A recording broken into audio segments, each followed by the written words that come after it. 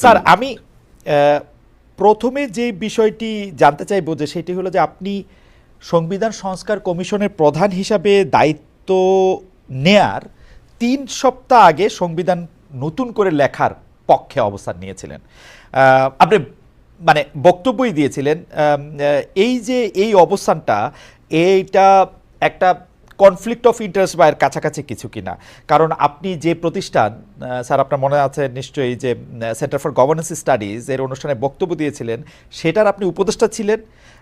আপনি সংবিধান বাতিলের পক্ষ নেওয়ায় বা সিজিএস সংবিধানের বাতিলের পক্ষ নেওয়ায় তখন এর প্রতিবাদ করে আবার প্রতিষ্ঠানটির চেয়ারম্যান মঞ্জুর আহমেদ চৌধুরী পদত্যাগ করেছিলেন। স্যার এটারে আপনি কীভাবে দেখেন, যে আপনি যে আগেই বলেছিলেন যে সংবিধানটা আপনি নতুন একটা সংবিধান আপনি চান, সেই জায়গাটা থেকে স্যার যদি একটু বলতেন। এখানে এখানে দু তিনটা বিষয় আছে খালেদ। জি প্রথম স্যার। কথা হচ্ছে সংবিধান বিষয়ক যে বক্তব্যটি আপনি উদ্ধৃত করছেন সেটি সিজিএস এর অবস্থান নয়। আপনি প্রেস কনফারেন্সে প্রথম যখন আমি এই বক্তব্যটা বলি তখন খুব সুস্পষ্টভাবে বলেছি এটা আমার ব্যক্তিগত অবস্থা।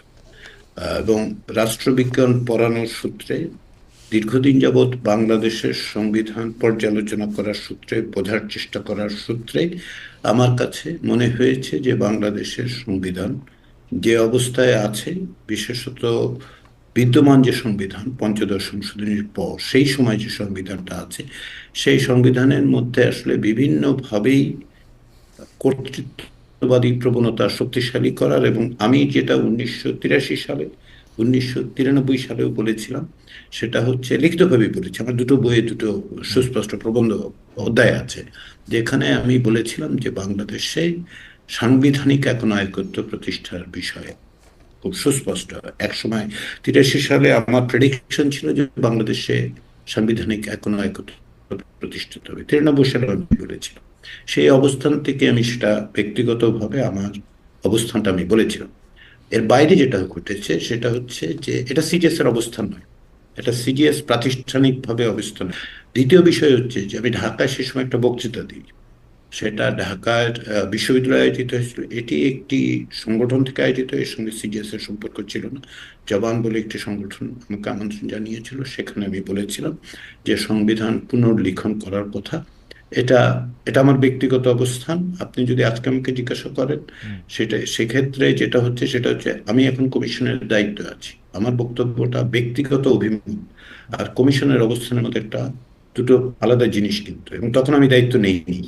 ফলে এবং দায়িত্ব নেওয়ার কোনো প্রশ্নও ছিল না। ফলে আমি আমার ব্যক্তিগত অবস্থানটা বলেছিলাম এই সূত্রে, যে রাষ্ট্রবিজ্ঞান পড়বার সূত্র থেকে আমি যেটা বুঝতে পারি, 2 দশকেরও বেশি সময় ধরে সংবিধান পড়ালেখা করে আমি যেটা বুঝতে পারি যে বাংলাদেশের সংবিধানের মধ্যে এটা আছে। ফলে এর মধ্যে কনফ্লিক্ট অফ ইন্টারেস্ট কিছু নাই। কারণ হচ্ছে যে এরপরে কমিশন যখন তৈরি হচ্ছে, কারণ শেষ করতে, স্যার। কমিশন যখন তৈরি হয়েছে, কমিশন 9 জনের কমিশন, এটা হচ্ছে 1 নম্বর। কমিশনের দায়িত্ব হচ্ছে অংশীজনদের সাথে কথা বলে তাদের মতামত নিয়ে সেই মতামত প্রতিফলিত করে কমিশনে যারা বিশেষজ্ঞ আছেন তাদের মতামত সংযুক্ত করে সকলের মত সংকলিত করে বিশেষ যেই যে দায়িত্ব দেয়া হয়েছে, কমিশনের তো প্রজ্ঞাপন হয়েছে, সেখানে দুটো দায়িত্ব আছে, সেই দায়িত্ব অনুসারে প্রতিবেদন তৈরি করা, আমরা সেই কাজটি করছি। স্যার না আপনি এটা মানে আমি বুঝতে পেরেছি যে স্যার আরেকটু যদি ইলাবোরেট করতে, স্যার আপনি সংস্কার কমিশনের প্রধান, তো স্যার আপনার অবস্থানটা হচ্ছে যে আপনি চান সংবিধান পুনর্লিখিত হোক, আজ থেকে না আরও 30 বছর আগের থেকে, 40 বছর আগের থেকেই স্যার আপনি এটা চান। আপনার লেখায় পড়ায় বলায় সেটি স্পষ্ট। এখন আবার আপনি অংশীজনের কাছ থেকে মতামত নিচ্ছেন, তাদের চাওয়াটাকে, স্যার তাহলে কি স্যার উপসংহার থেকে আপনি সূচনায় কি করে যাবেন স্যার? আপনি তো ডিসিশন আগেই নিয়ে রেখেছেন, ব্যাপারটা অনেকটা এরকম মনে হয় না? না, আমি আগে ডিসিশন নিয়ে রেখিনি খালি দেখে। এটা খুব সিম্পল, সাংবাদিক হিসেবে আপনার বোঝার কথা। জি স্যার। সেটা হচ্ছে এই যে আমি ব্যক্তিগতভাবে একটা অবস্থানে, আমার রাষ্ট্রবিজ্ঞানী যদি বলেন, রাষ্ট্রবিজ্ঞান পাঠের অভিজ্ঞতা থেকে যদি বলেন, এটা আমার অবস্থা। এখন যখন আমাকে একটা দায়িত্ব দেওয়া হয়েছে, সে দায়িত্বটা আমি যখন নিয়েছি, দায়িত্বটার প্রজ্ঞাপনের দুটো বিষয় বলা হয়েছে, তাই তো? জি স্যার। একটা হচ্ছে যে পর্যালোচনা করা, আরেকটা হচ্ছে যে কিছু সুপারিশ দেওয়া সংস্কারের জন্য। এই দায়িত্বটা আমি পালন করছি। এই ক্ষেত্রে শুধু আপনি যদি বলেন যে আমার অবস্থান কি নির্ধারণ করবে, তাহলে বুঝতে হবে যে আপনি এখনো এক কেন্দ্রিক ব্যবস্থা এবং মনে করেন যে সকল ব্যক্তি আসলে একনায়কী মনোভাব নিয়ে চলে, তা নয়। যখন কোনো প্রতিষ্ঠান চলে, যখন কোনো কমিশন চলে, যখন কেউ দায়িত্ব নেন, তখন আসলে সকলের মতামত, গণতান্ত্রিক প্রক্রিয়া সকলের মতামতের মধ্য দিয়ে একটা সুপারিশ তৈরি হয়। সেদিক থেকে এই সুপারিশের যে কাজগুলো আমরা করছি সেগুলো সকলের মতামতের প্রতিফলন। সেই মতামতের মধ্যে কমিশনের 9 জন সদস্য, আমি একজন, হুম হুম এর বাইরে হচ্ছে এ পর্যন্ত, আপনাকে আমি বলি সংখ্যাগুলি বললে আপনি বুঝতে পারবেন। আমরা যখন ওয়েবসাইটটা শুরু করি তখন থেকে 1.5 সপ্তাহ 2 সপ্তাহের মধ্যে 50,000 লোক মতামত দিয়েছে। হুম হুম খেয়াল করুন, 50,000 লোক। আমরা একটা জরিপ করেছি বিবিএস এর মাধ্যমে, হুম হুম 46,000 হাউস হোল্ডে সার্ভেটা করা হয়েছে। হুম হুম এবার সিম্পল ম্যাথ, প্রায় 1 লাখ লোক, তাই তো? হুম এই 1 লাখ লোক, মানে 1 লাখ লোকের মতামত আছে। হুম হুম আমরা সিভিল সোসাইটির অর্গানাইজেশনগুলোর সাথে কথা বলেছি। হুম হুম এর মধ্যে সিভিল সোসাইটি অর্গানাইজেশন সব মিলে টিলে আপনি যদি দেখেন, প্রায় 52টা সংগঠনের প্রতিনিধিরা এসেছিল। হুম আমরা অন্তত পক্ষে 7 জন সংবিধান বিশেষজ্ঞের সাথে কথা বলেছি। হুম তো এরকম আমি একটা হিসাব দিতে পারি আপনাকে। এদের মতামত গুলো তো, এরা অংশীজন বাংলাদেশের, হুম হুম তাদের সংবিধানের বিষয়ে তাদের বক্তব্য আছে, তাই তো? হুম হুম তো এদের এগুলোর থেকেই আসলে একটা সুপারিশমালা তৈরি হবে। হুম এই ধরুন আমাদের কমিশনে অন্য কেউ ওটা যদি মনে করে, ধরুন কথা, আমাকে বাদ দিন, হুম হুম কেউ যদি মনে করেন যে তিনি এইরকম করতে হবে বা ওই রকম করতে হবে, সেটাই সিদ্ধান্ত হবে না। স্যার, এটা পরিষ্কার। আমরা একটু সংবিধানের ভিতরে আসি স্যার। আমরা সংবিধানে থাকা রাষ্ট্রের 4 মূলনীতি, মানে এখন পর্যন্ত সংবিধানে যা আছে, জাতীয়তাবাদ, গণতন্ত্র, সমাজতন্ত্র এবং ধর্মনিরপেক্ষতা, এগুলোকে আমরা দেখতে পাচ্ছি যে মুজিববাদের উপকরণ হিসেবে আখ্যা দিচ্ছে বৈষম্য বিরোধী ছাত্র আন্দোলনের নেতৃবৃন্দ। বিজয় দিবসে নাগরিক কমিটির মিছিলে অন্যতম প্রধান স্লোগান ছিল মুজিববাদ মুর্দাবাদ। 72-এর যে 4 মূলনীতি নিয়ে সংস্কার কমিশনের, বা স্যার যদি আপনাকে জানতে চাই যে আপনার অবস্থান, মতামত বা সুপারিশ কি। আমার প্রশ্নটা এই জন্য যে শেখ হাসিনা প্রবর্তিত ফেসিবাদে 15 বছর ধরে সকল প্রতিষ্ঠানগুলি গলা টিপে হত্যা করার ক্ষেত্রে, মানুষ মারার ক্ষেত্রে, এই ভোট চুরির জন্য, দুর্নীতির জন্য এই 4 মূলনীতিকে আসলে কোনোভাবে দায়ী করা যায় কিনা, মানে স্যার আপনি যদি একটু বলতেন।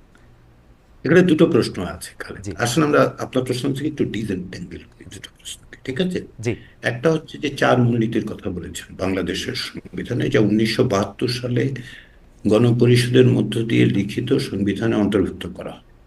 আপনি সেই 4 মূলনীতির কথা বলছেন, তাই তো? জি জি স্যার। এই যে 4 মূলনীতি 1972 সালে বাংলাদেশের সংবিধানে সংযুক্ত হলো, এর কোনো অতীত ইতিহাস আপনি কি আমাকে বলতে পারেন? মানে বাংলাদেশের মুক্তিযুদ্ধ, যেটা একটা গণযুদ্ধ, হুম হুম যে গণযুদ্ধে সকলে অংশগ্রহণ করেছিল, হুম হুম কিংবা ধরুন 1970 সালে নির্বাচন, যেটাকে আওয়ামী লীগ দাবি করে যে তার ম্যান্ডেট বাংলাদেশের সংবিধান লেখার জন্য, সেখানে কি এটা উল্লেখিত ছিল? 1969 সালের আন্দোলন, সেখানে কি এটা উল্লেখিত ছিল? হুম ছিল না।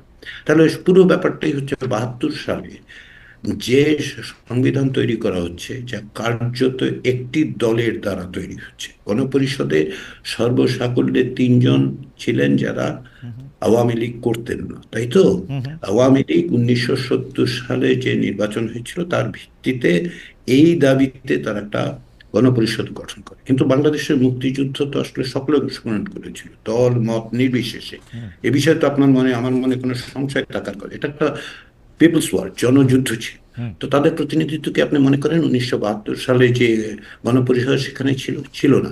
তার মানে একটা অপ্রতিনিধিত্বশীল গণপরিষদের মধ্য দিয়ে পূর্বে আলোচিত হয়নি এমন বিষয়কে রাষ্ট্রীয় মূলনীতি হিসেবে সংযুক্ত করা হয়েছে। হুম হুম সে রাইট। সময় ক্ষমতায় যারা ছিলেন তাদের আদর্শ সেটা। হুম তারা তো অন্যদের আদর্শকে নিশ্চয়ই সংবিধানে যুক্ত করেন নাই, না। করেছেন হুম হুম কি, করতে পারেন কি, করতে? তাহলে যদি কেউ বলেন যে এটা আসলে আওয়ামী লীগের আদর্শ 1972 সালে বাংলাদেশের সংবিধানে যুক্ত করা হয়েছে, হুম আপনি কি ভিন্নমতের জায়গাটা কোথায় বললেন? আমি ভিন্নমতের জায়গাটা দেখতে পাই না হুম এখন। তাহলে এটা দাঁড়াচ্ছে যে হুম যে রাষ্ট্রীয় মূলনীতির আলোচনা। হুম আসলে আমি এইখানে একটু বলি, তাহলে বাংলাদেশের মুক্তিযুদ্ধের মধ্য দিয়ে আমাদের প্রথম সংবিধান কোনটা? প্রথম সংবিধান 72 সালে তৈরি হয়নি। হুম প্রথম সংবিধান 1971 সালে তৈরি হুম হয়েছে। সেটা হচ্ছে স্বাধীনতার ঘোষণাপত্র। রাইট। সেখানে সাম্য, মানবিক মর্যাদা এবং সামাজিক সুবিচারের কথা বলা হয়েছে, তাই তো? হুম হুম আপনি 72 সালের সংবিধানে তার রেফারেন্স পান না হুম কেন বলুন তো? সেটার উল্লেখ নেই কেন? হুম যে প্রথম সংবিধান যেখানে বলা হচ্ছে যে এই কারণে আমরা রাষ্ট্র প্রতিষ্ঠা করছি, রাষ্ট্রটা প্রতিষ্ঠিত হওয়ার পর তার সংবিধান আপনি তো যুক্ত করছেন না কেন? হুম হুম এই প্রশ্নটা আমি করতে পারি, আপনি করতে পারেন, নাগরিকরা করতে পারে। হুম ফলে যার আদর্শ নিয়ে যে আলোচনা, এই আলোচনাটা একটু অন্যভাবে করতে হবে, কেবলমাত্র আজকের সংবিধান সংস্কারের বিবেচনায় নয়, রাজনৈতিকভাবে। দ্বিতীয় যে কথাটা বলেছেন যে শেখ হাসিনার 15 বছরের ফ্যাসিবাদ হুম বাংলাদেশে একনায়কতান্ত্রিক হুম ব্যবস্থা অনেকবার ঘটেছে। ব্যক্তি কেন্দ্রিক বা ব্যক্তিতান্ত্রিক স্বৈরতন্ত্র, পার্সোনালিস্টিক অটোক্রেসি 2বার ঘটেছে। 1975 সালে শেখ মুজিবুর রহমান বাংলাদেশের সংবিধান বদলে দিয়ে রাতারাতি পুনর্লিখন করে কোন রকম ম্যান্ডেট ছাড়া একদলীয় ব্যবস্থা চালু করেছিল। এটা বাংলাদেশের সংবিধানের পুনর্লিখন। তাহলে এইটা, এবং তারই পরবর্তী সময় সেই একই দল যার নাম বাংলাদেশ আওয়ামী লীগ, যার সভানেত্রী ছিলেন শেখ হাসিনা, তারা যখন ক্ষমতায় আসেন 2009 সালে, তারা একই ব্যবস্থা নিল।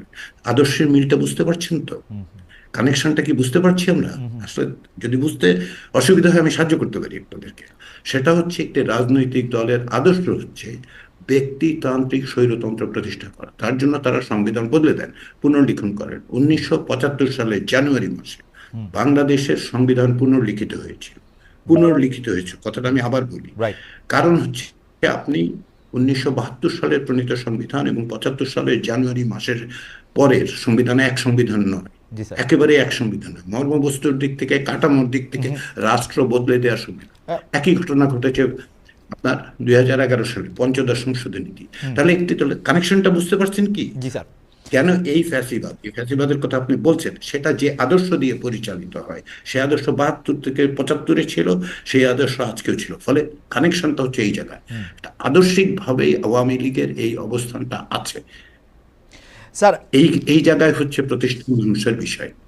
স্যার আমি আমি শুধু দুইটা জিনিস পরিষ্কার হওয়ার জন্য, একটা হচ্ছে যে সাম্য মানবিক মর্যাদা বা সামাজিক ন্যায়, মানবিক মানবিক মর্যাদা এবং মানে ন্যায় বিচারের কথা যেটা বলা হয়েছে, সামাজিক ন্যায় সামাজিক সুবিচার। সামাজিক সুবিচারের কথা যেটা বলা হয়েছে, সরি সামাজিক সুবিচারের কথা যেটা বলা হয়েছে, সেইটার থেকে যে 4টা মূলনীতি নেওয়া হয়েছে, গণতন্ত্র, জাতীয়তাবাদ, সমাজতন্ত্র, ধর্মনিরপেক্ষতা, এগুলি তো আওয়ামী লীগের ম্যানিফেস্টোতেও ছিল না। আর আমরা কেন, বা এগুলি তো আওয়ামী লীগেরও মূলনীতি না, তো আমরা কেন বলতেছি যে আওয়ামী লীগ তার মূলনীতিটাকে সংবিধানে অনুবাদ করছে? এটা হচ্ছে প্রশ্ন নাম্বার 1।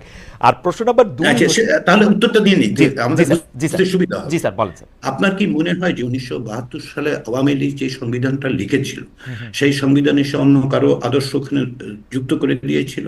অন্য কেউ আপনার কি কি, মনে হয়? অন্য কেউ কি সে সময় ছিল স্যার? মানে গণপরিষদের মানে মধ্যে এটা এক কি সুরঞ্জিত সম্ভব সেনগুপ্ত? যে আওয়ামী লীগ তার সংখ্যাগরিষ্ঠতা নিয়ে, না খালেদ আমার কথাটা শুনুন। স্যার হ্যাঁ, স্যার বলুন বলুন, আবার শুনি একটু। না স্যার, এটা হচ্ছে যে অন্য কেউ বলতে তো এক সুরঞ্জিত সেনগুপ্ত, গণপরিষদের কথা যদি আমরা ধরি। হ্যাঁ, না, তিনজন ছিল, তিনজন হ্যাঁ ছিল। তিনজন, ওই মানে হ্যাঁ গণপরিষদে হ্যাঁ আওয়ামী লীগের বাইরে তিনজন ছিল। হ্যাঁ এবং সুরঞ্জিত সেনগুপ্ত কিন্তু সংবিধানে স্বাক্ষর করেননি, এটাও আমাদের মনে রাখতে হবে। জি তিনি বলেছিলেন যে এটা তিনি স্বাক্ষর করবেন না, করেনি 72-এর সংবিধানে।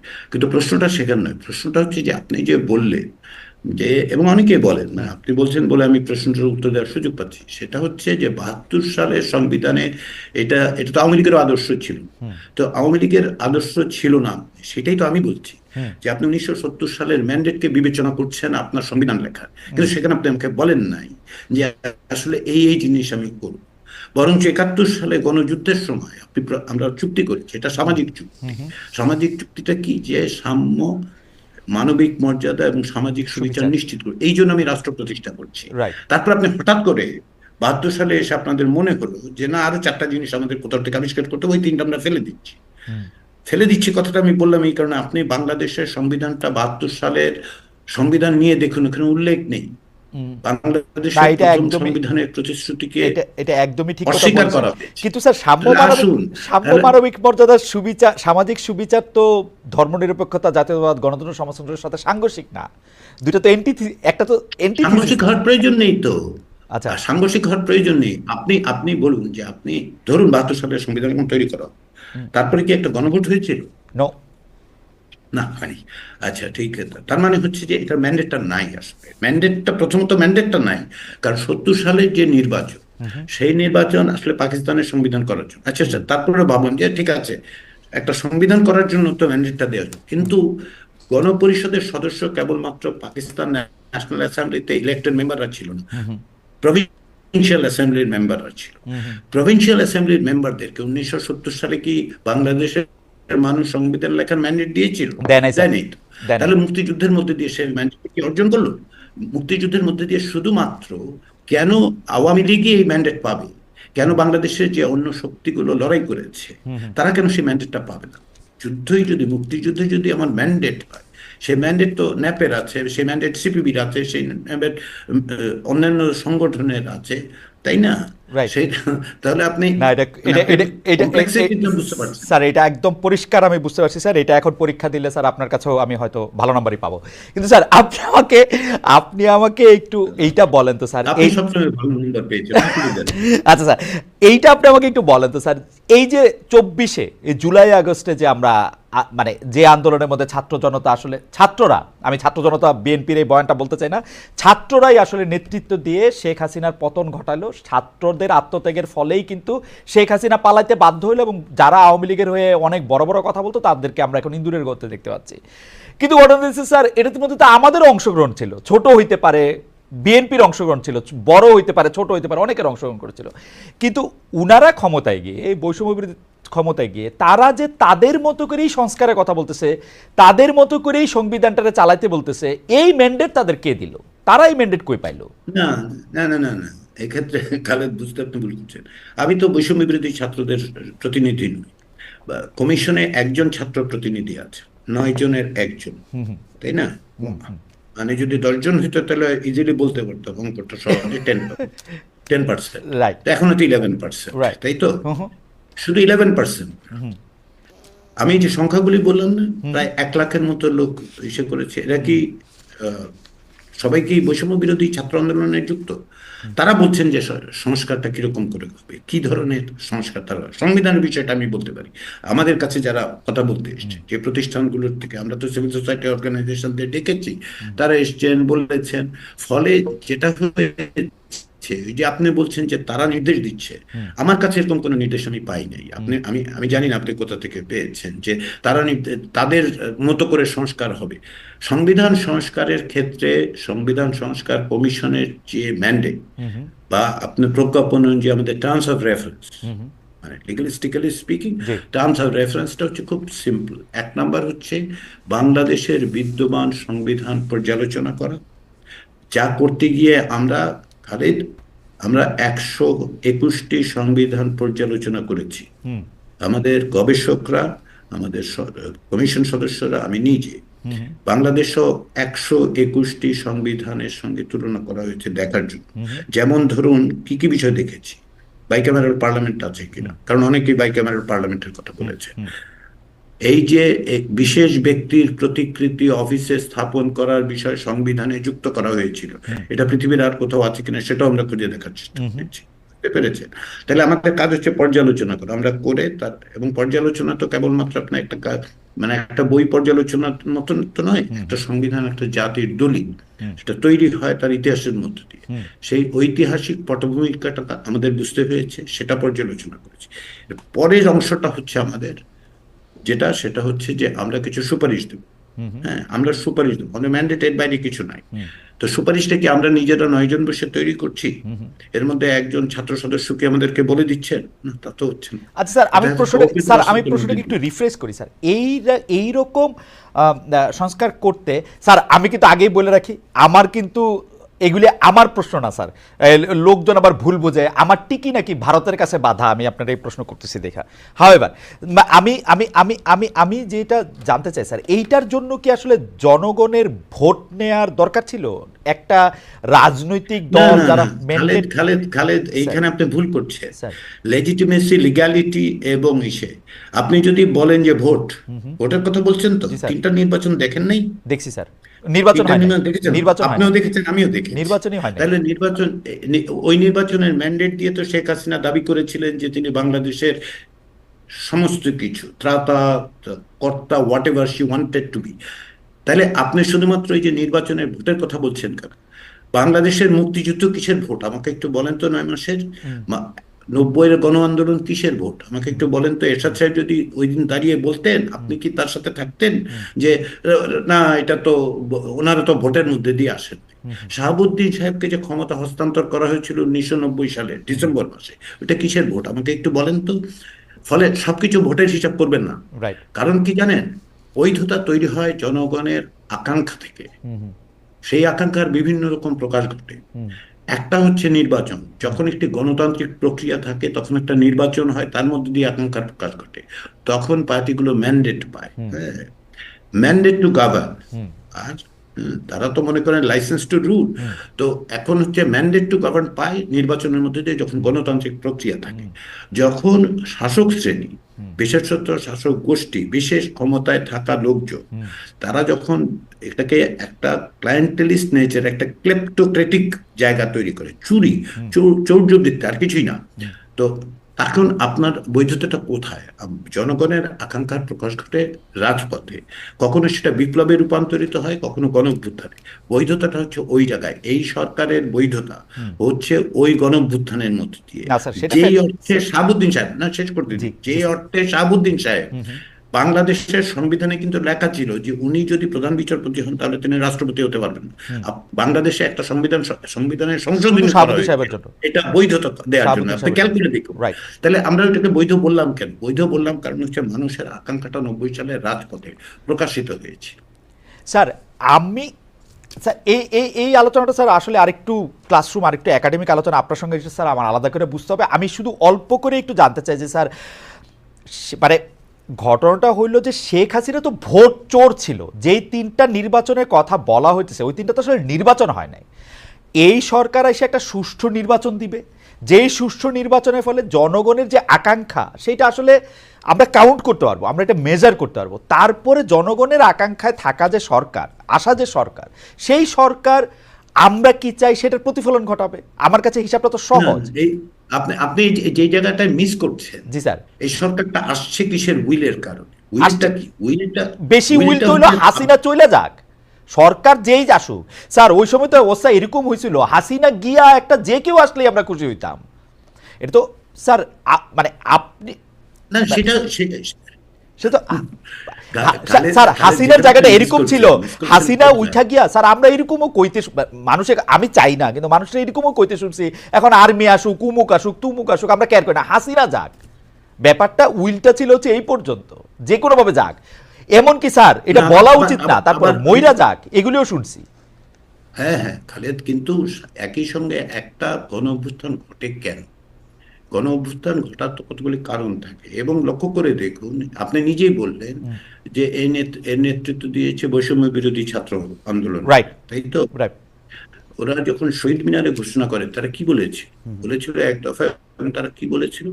অন্তর্বর্তী সরকার চায় এবং একটা নতুন রাজনৈতিক বন্দোবস্ত চায়। সেটা শোনার পরে লোকজনকে বাড়ি চলে গিয়েছিল যে না, ওরা তো রাজনৈতিক বন্দোবস্ত চায়, আমি চাই শুধুমাত্র শেখ হাসিনা মানে ইসে থেকে, তার যে গ্রিপ সেখান থেকে মুক্তি। প্রত্যেকটা আন্দোলনের মধ্যে আকাঙ্ক্ষাগুলি তৈরি হয়। গত 15-16 বছরের মধ্যে যে আকাঙ্ক্ষাটা তৈরি হয়েছে, আপনি নিজেও বলেছেন স্যার, যে প্রতিষ্ঠানগুলো ধ্বংস হয়েছে, জি, তাই তো? জি স্যার, প্রতিষ্ঠানগুলো ধ্বংস প্রতিটা হয়েছে এবং এটা প্রতিটা আকাশ থেকে পরে ঝড়ে ঝঞ্ঝায় নষ্ট হয়ে যায়নি। এটা শেখ হাসিনা ব্যক্তিগতভাবে নষ্ট করেছে, ধ্বংস স্যার, করে আমি দিয়েছে। আপনার কথা ধার করে বলি, এটা সব জায়গায় আপনি কোথায় জানেন এটা লিখছেন, প্রতিষ্ঠানকে ধ্বংস করা হয়েছে শুধুমাত্র একক, মানে এক ব্যক্তি নিজের প্রতিষ্ঠা করার জন্য। এটা সাংঘাতিক। এটা কিন্তু আওয়ামী লীগের প্রতিষ্ঠা করার জন্য না, শুধু প্রতিষ্ঠান ধ্বংস করা হয়েছে শুধু শেখ হাসিনা, মানে আওয়ামী লীগ নাই, কিন্তু 15 বছরে আওয়ামী লীগ নাই, তা তো নাই, তা তো শুধু নাই। শেখ হাসিনা এটাই আছে। তো ব্যক্তিতান্ত্রিক স্বৈরতন্ত্র বাংলাদেশে, আবারও বলি, তোকে বলেছি আবারও বলি, দুইবার প্রতিষ্ঠিত হয়েছে। আপনি খেয়াল আছে কি, যারা যারা একটু আহ, মানে আমার মতো বয়সী, তাদের মনে থাকবে এক নেতা এক দেশ, হুম, হুম, এই স্লোগান হুম, 1972, হুম, 74, 75-এ তোলা হয়েছে, বিশেষত 75-এ তোলা হয়েছে। হুম, বাংলাদেশে একটি সংবাদপত্রের হুম, লেখা হয়েছিল শেখ মুজিবের শাসন চাই, আইনের শাসন চাই না, এই জাতীয় কথাবার্তা। তো সেগুলো তো আমরা জানি। এটাই ওই যে আপনার পুরনো প্রশ্নে ফিরে যাই, যে আপনি বললেন না যে 72-র ওই কনস্টিটিউশনের ওই আইডিওলজির সাথে আজকের এই এই এই মানে আওয়ামী লীগের মিলটা কোথায়? মিলটা এই জায়গায়, তারা প্রতিবারই প্রতিষ্ঠানগুলো ধ্বংস করে।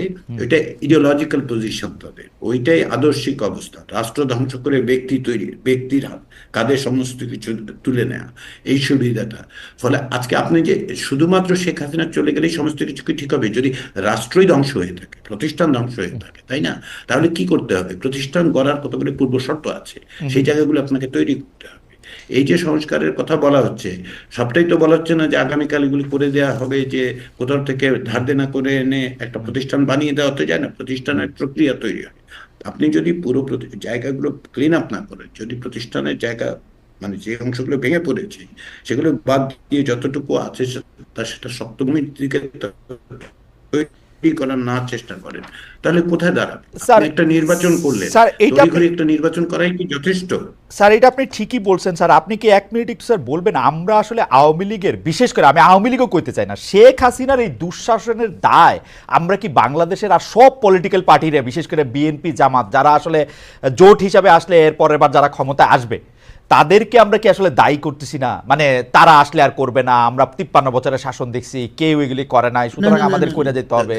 স্যার আমরা কি একটু ওদেরকে বেশি খালেদ, আপনি আপনি এই জায়গায় একটু, আপনাকে আমি একটু ব্যাখ্যা করি। আমি কিন্তু কখনো বলি নাই যে ওরা আসলে করবে না, এরকম কথা আমি বলি না। আমি রাজনীতিবিদদের প্রতি আস্থাশীল, আমি চিরকালই বিরাজনীতিকরণের বিরুদ্ধে। আমি কখনোই বলি নাই কে আসলে কি করবে সেটা জনগণ সিদ্ধান্ত নেবে, কিন্তু আপনি কি করতে হবে সেটা বলার রাইটটা তৈরি হয় কোথা থেকে জানেন? বলার রাইটটা তৈরি হয় রাজপথের রক্তের মধ্য দিয়ে, জনগণের ক্ষোভের মধ্য দিয়ে, নেতৃত্বের কারণে। যে যে নতুন রাজনৈতিক বন্দোবস্তের কথা বলেছিলেন ছাত্ররা, সেটার সেই কারণে এটা তৈরি হয়। শুধু তাই না, আপনি যদি দেখেন যে মানে অকস্মাৎ জুলাই 2024 সালের আন্দোলন সফল হয়েছে এরকম মনে করার কোনো কারণ আমি মনে করি না। বাংলাদেশে দীর্ঘদিন 15 বছর ধরে যে স্বৈরতান্ত্রিক শাসন, বিশেষত ব্যক্তিতান্ত্রিক স্বৈরতন্ত্র, যেটা আপনি বারবার বলছেন, আমি বলছি যে শেখ হাসিনার শাসন, তো এই জায়গায় থেকে বেরোবার পথটা কি? এটা তো ওই সময় যে আন্দোলনগুলো হয়েছে সেই আন্দোলনগুলিরই তো এক ধরনের ধারাবাহিকতার মধ্যে আমরা জুলাইতে দেখতে পাই। কারণ হচ্ছে অ্যাট্রসিটিটার এক্সটেন্টটা হাই, রাইট, কিন্তু এবং অ্যাসপিরেশনের জায়গাটা কিন্তু সেম।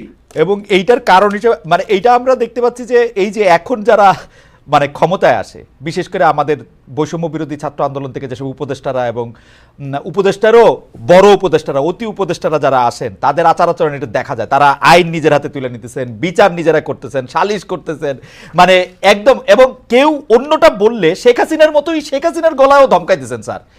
এটা কি আপনি দেখছেন? এইটা অন্য আলোচনা, এই দায়িত্ব আমার না স্যার, না স্যার, আমি আপনার এটা বইলা রাখলাম আর কি। আমি ঠিক করছি এখন থেকে প্রতিবার এটা করে কথা বলা যায়, কিন্তু আমরা আসলে ওই আলোচনাটা করি যে আলোচনাটা করার জন্য আমরা এখানে